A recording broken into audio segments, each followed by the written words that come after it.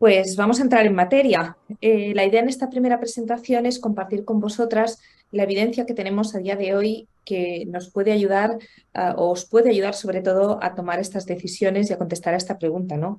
¿Es seguro un embarazo después de haber tenido un cáncer de mama?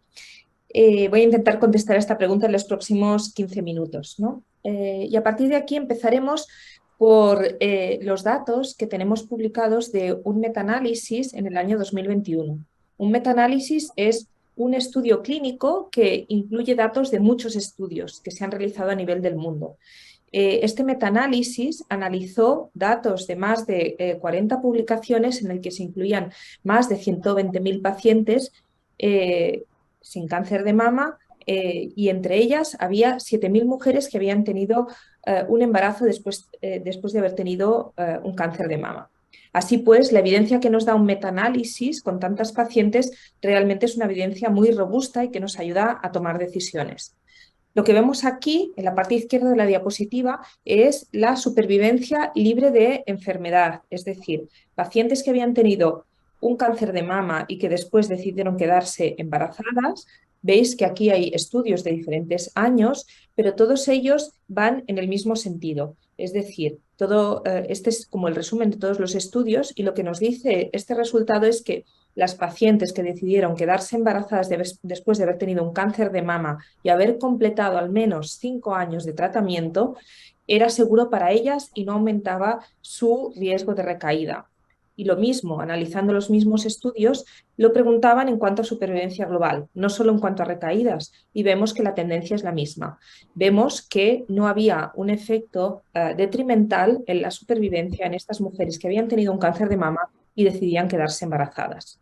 Todo esto se hizo en estudios retrospectivos, es decir, mujeres que tenían un cáncer y se quedaban embarazadas siempre hasta aquí, al menos 5 años después de haber tenido un cáncer de mama y haber hecho el tratamiento hormonal oportuno. Así pues, podríamos responder a esta pregunta diciendo que sí, sería seguro un embarazo después de un cáncer pasados 5 años habiéndose realizado el tratamiento y el seguimiento adecuado hasta entonces. La segunda cosa relevante es cuando se analizaba en este estudio, en este metaanálisis, qué pacientes se quedaban embarazadas después de haber tenido un cáncer. Y fijaros que las pacientes que habéis tenido un cáncer de mama sois las segundas en conseguir quedaros embarazadas después de haber tenido un cáncer. Fijaros que hay otros tumores y más frecuente aún son las mujeres que han tenido un tumor cervical y después se quedan embarazadas, pero las mujeres con cáncer de mama sois las segundas en esta posición de quedaros embarazadas después de haberos curado de esta enfermedad, ¿no? Por lo tanto, no es despreciable. Y si nos fijamos pues, en el tipo de tumores que vemos aquí, pues son tumores frecuentes en mujeres jóvenes, ¿no? Tumores cervicales, cáncer de mama o leucemias. La siguiente pregunta que quería plantear es si realmente, además de contestar a esta pregunta, si era seguro específicamente para pacientes que tenían tumores receptores hormonales positivos. Sabemos a día de hoy que más o menos el 75-80% de los cánceres de mama son tumores que expresan receptores hormonales positivos. Y eso plantea una pregunta específica relacionada con el embarazo, porque sabemos que durante el embarazo, de forma natural, van a aumentar mucho los niveles de estrógeno y, por lo tanto, uno podría pensar que en mujeres con tumores receptores hormonales positivos podría ser de un especial riesgo el quedarse embarazadas, ¿no? Por la exposición a las hormonas que supondría el embarazo. Pues bien, también tenemos evidencia que os presento aquí, son dos estudios diferentes en los que se mira qué ha pasado con pacientes específicamente receptor hormonal positivo, y aquí veis que los números son inferiores que en el metaanálisis que hablábamos antes. Aquí vemos que hablamos de cerca de 600, un poquito más de 600 pacientes, perdón, y se hace la misma pregunta y la respuesta es muy similar. Aquí se miraba la supervivencia libre de enfermedad en pacientes que se quedaban embarazadas, representadas en rojo, o en azul las que no se quedaban embarazadas, y vemos que no hay diferencias relevantes en cuanto a supervivencia libre de enfermedad. Tampoco la había en supervivencia global en este mismo estudio con 600 y pico pacientes, y en otro segundo estudio aquí están representadas en amarillo y se mira la supervivencia global de pacientes que conseguían tener un hijo o pacientes que no lo conseguían, y veis que la supervivencia, si tiene una tendencia, es pues que las mujeres que han tenido un embarazo posterior a un cáncer de mama, pues la supervivencia no varía o podría ser hasta mejor. Por lo tanto, la respuesta a esta pregunta específicamente dirigida a pacientes que han tenido un tumor receptor hormonal positivo, también podríamos decir que es seguro quedarse embarazada, lo mismo, siempre habiendo pasado los 5 años después de haber completado el tratamiento hormonal. Y también tenemos respuesta a una pregunta específica para pacientes que son portadoras de mutaciones en un gen que se llama BRCA. Sabemos que hay un porcentaje que es bajito, pero que representa alrededor del 5% de mujeres que tienen un cáncer de mama, que este tumor se puede explicar porque tienen una alteración genética que se hereda. O sea, el cáncer de mama no se hereda, pero sí se puede heredar una alteración genética que puede aumentar el riesgo de padecer un cáncer de mama a lo largo de la vida. Y también se ha preguntado si estas mujeres tendrían un mayor riesgo, al ser portadoras de esta mutación, de tener un embarazo después del cáncer.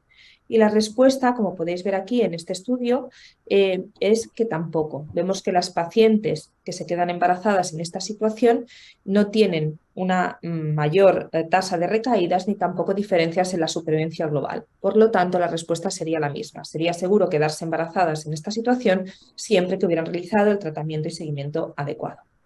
Y por último, antes de pasar a los resultados del estudio POSITIVE, también la pregunta de qué pasa en cuanto al embarazo después de haber sufrido un cáncer de cara al seguimiento del embarazo y al seguimiento de los bebés. Es decir, en este caso, que podemos ver aquí que el embarazo es seguro, pero es verdad que son embarazos con mayor probabilidad de tener complicaciones, ¿no?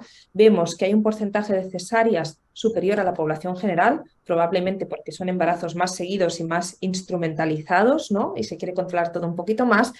Y después, en cuanto a los fetos nacidos de esta situación, pues vemos que hay un peso algunas veces inferior al que esperaríamos a la población general, niños más prematuros y algunos niños que son más pequeños por la edad gestacional, ¿no? Pero no hay un aumento de malformaciones ni otros problemas en estos embarazos. Y con esto nos situamos en el estudio POSITIVE, este estudio que hemos comentado antes, que es un estudio clínico que intentaba responder a una pregunta muy concreta, ¿no? Que es, ¿qué pasa si queremos quedarnos embarazadas antes de esos 5 años, que es donde teníamos la evidencia hasta ese momento, ¿no?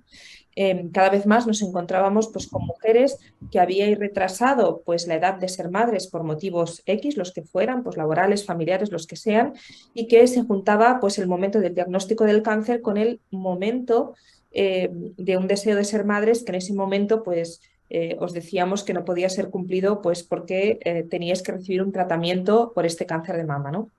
Y este estudio POSITIVE, pues lo que intentaba y lo que contesta es a una pregunta muy concreta, ¿no? Es si hacer un paréntesis en el tratamiento hormonal en esos 5 años que están previstos impacta en el pronóstico de estas mujeres que han deseado y muchas de ellas conseguido ser madres, ¿no? Aquí os comparto el diseño del estudio y qué características tenían las pacientes que se incluyeron. Fijaros que en el estudio se consideraron mujeres que habían recibido entre 18 y 30 meses de tratamiento hormonal después de haber hecho pues, la cirugía o la quimioterapia que les tocara por su cáncer de mama. Todas las mujeres al recibir tratamiento hormonal, por lo tanto, eran mujeres receptor hormonal positivo.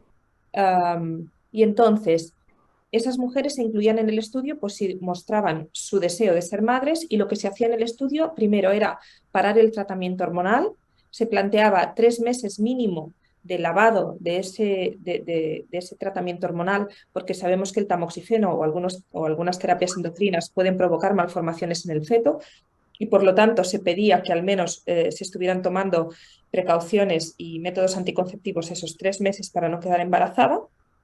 Y después se empezaba un periodo de hasta 2 años para intentar un embarazo de manera natural o mediante técnicas de reproducción asistida. Y esto lo hablaremos después en una charla dedicada a las diferentes técnicas de reproducción asistida con la doctora Peón. Y después, ¿qué pasaba después de estos 2 años? Pues bien, el estudio recomendaba que si en estos 2 años no se había conseguido un embarazo más el parto y la lactancia, si así lo deseaban las mujeres que se habían incluido en el estudio, se recomendaba reiniciar el tratamiento hormonal y completarlo hasta los 5 o los 10 años que estuvieran previstos según el tipo de tumor que hubiera tenido la paciente. Y a partir de ahí, lo que se hace es seguimiento de todas estas mujeres incluidas en el estudio hasta 10 años. Y esto es muy importante porque sabemos que pacientes con tumores receptor hormonal positivo, a veces las recaídas pueden ser tardías y por eso es muy importante pues, hacer este seguimiento hasta los 10 años.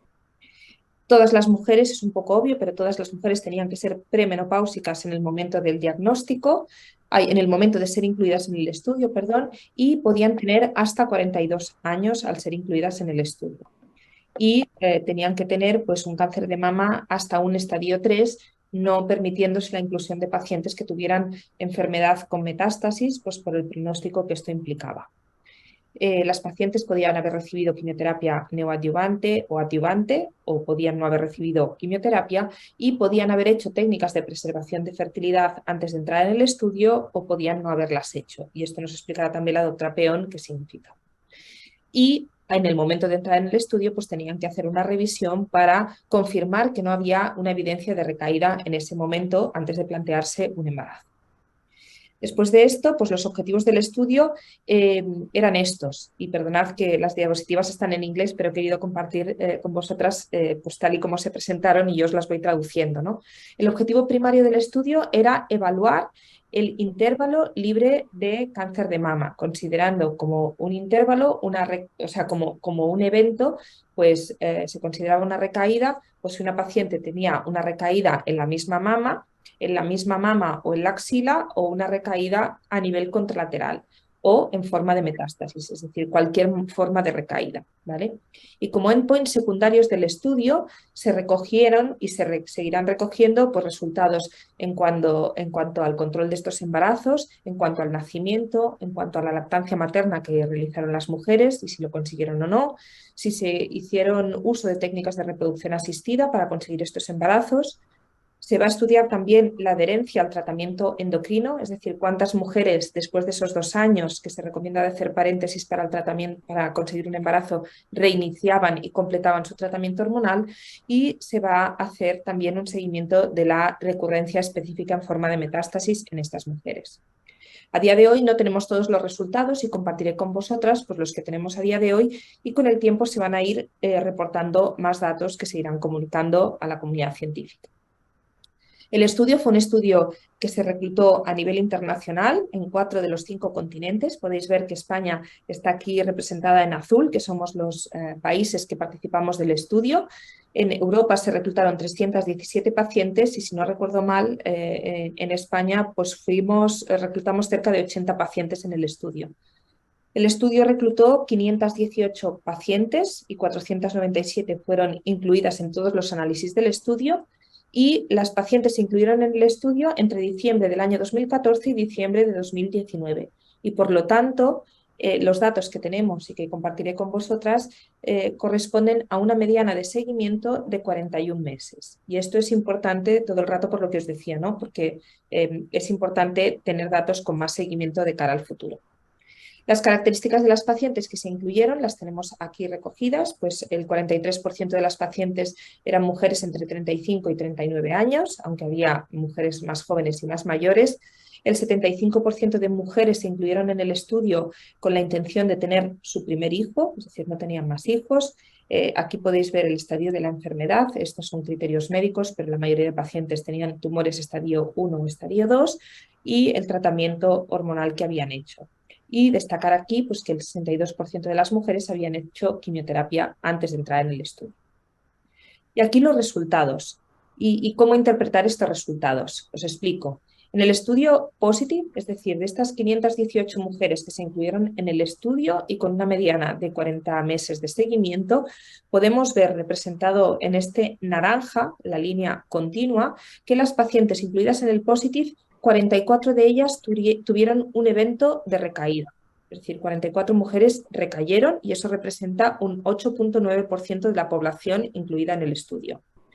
Esto se compara con una curva que veis aquí discontinua en azul oscuro que representa la población de pacientes incluidas en 2 estudios que son el estudio SOFT y el estudio TEXT, que son el estudio más reciente que tenemos con el mejor tratamiento hormonal que podamos imaginar en esta población. Por lo tanto, estamos comparando las mujeres que hacen la estrategia del POSITIVE, es decir, parar su tratamiento hormonal para quedarse embarazadas, lo consigan o no, y después continuar con su tratamiento hormonal, y eso lo comparamos con las recaídas que vemos en el estudio que tenemos con el mejor tratamiento hormonal. Y vemos pues, que en esta situación, en mujeres que no paraban el tratamiento y no se quedaban embarazadas, pues las recaídas en este estudio eran del 9,2%. Por lo tanto, vemos que estadísticamente no hay diferencias en cuanto a recaídas y veis que las curvas pues, son prácticamente iguales. Y cuando miramos la recaída a distancia, que es la curva de la derecha, representada de la misma manera, podemos ver que las pacientes del estudio Positive hubo 22 eventos, es decir, 22 mujeres tuvieron una recaída a distancia, que representan el 4,5% de la población, comparado con el 5,8% de las mujeres que no hicieron esta estrategia. Por lo tanto, tampoco había diferencias y si había alguna, pues era casi que las pacientes que seguían la estrategia del estudio Positive iban mejor que las que no lo hacían, ¿no? A partir de aquí, en el estudio, y no quiero que nos quedemos atascados aquí, y por eso voy a pasar rápido de esta diapositiva, se miraban diferentes características de las pacientes incluidas en el estudio y si eso podía impactar o no en el riesgo de recaída. Pero esto nunca nos tiene que llevar a tomar una decisión concreta, pues por el tamaño del tumor o por si había afectación axilar o no. Yo diría que es muy importante, pues, si tenéis el deseo de ser madres, pues evaluar de manera conjunta pues, el tipo de tumor que tuvisteis y el riesgo de recaída que tenéis con vuestros oncólogos para tomar la decisión de quedar embarazadas o no y de interrumpir el tratamiento para hacer esto, ¿no? Y por último, este resultado que también es muy interesante. Hemos dicho que había pacientes que pararon el tratamiento hormonal para intentar quedarse embarazadas, pero no todas lo consiguieron. Y aquí se plantea la hipótesis de si había diferencias entre las que conseguían el embarazo o las que no lo conseguían, pero que habían hecho ese paréntesis en el tratamiento hormonal. Y los resultados de esta gráfica se interpretan de manera que nos dicen que realmente no había diferencias en el pronóstico entre las pacientes que se quedaban embarazadas o no. Pasando a la segunda parte de los resultados y el éxito de la estrategia del Positive en cuanto a tener hijos, pues compartir con vosotras que el 74% de las mujeres consiguieron al menos un embarazo y el 70% lo hicieron en estos 2 años que estaban previstos en el estudio. Vemos aquí que hay un 4% de mujeres que lo consiguieron más tarde, pues porque decidieron no reiniciar el tratamiento a los 2 años, sino que continuar intentándolo, ¿vale? Y podemos ver que, aparte de este 74% de mujeres que consiguieron un embarazo, el 64% consiguieron al menos tener un hijo vivo, ¿vale? Y esto pues, es importante de cara a plantear expectativas. Vemos aquí también que pues, el 19% de mujeres sufrieron abortos espontáneos, un 3% decidieron hacer un aborto electivo, por el motivo que fuera, y pues vemos que en cuanto al tipo de parto que tuvieran estas mujeres, pues el 34% fue a través de una cesárea. En cuanto a las complicaciones del embarazo, el 11% de las mujeres tuvieron algún tipo de complicación y las más frecuentes podemos ver aquí que fue una hipertensión o una preeclampsia o una diabetes gestacional y por tanto podemos ver que no fueron complicaciones severas. Y en cuanto a los bebés que nacieron como fruto de este estudio clínico, pues podemos ver aquí que hubo 350 nacimientos de las 317 mujeres que al menos tuvieron un hijo. Eso significa que hubo 15 gemelos en el estudio para llegar a estos números y que el 62% de las mujeres consiguieron hacer lactancia materna. Y también creo que es importante fijarnos en el porcentaje de malformaciones que hubo en esta población, porque seguro que es un tema que os preocupa y que probablemente salga a la mesa de discusión.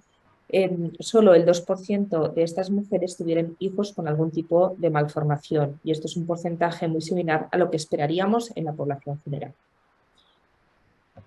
Y, por último, ¿cuántas de estas mujeres reiniciaron el tratamiento hormonal después de este paréntesis para intentar el embarazo, ¿no? Pues con los datos que tenemos a día de hoy, podemos decir que el 76% de las mujeres reiniciaron el tratamiento hormonal después de haber hecho esta estrategia de parar para intentar y conseguir o no quedarse embarazadas.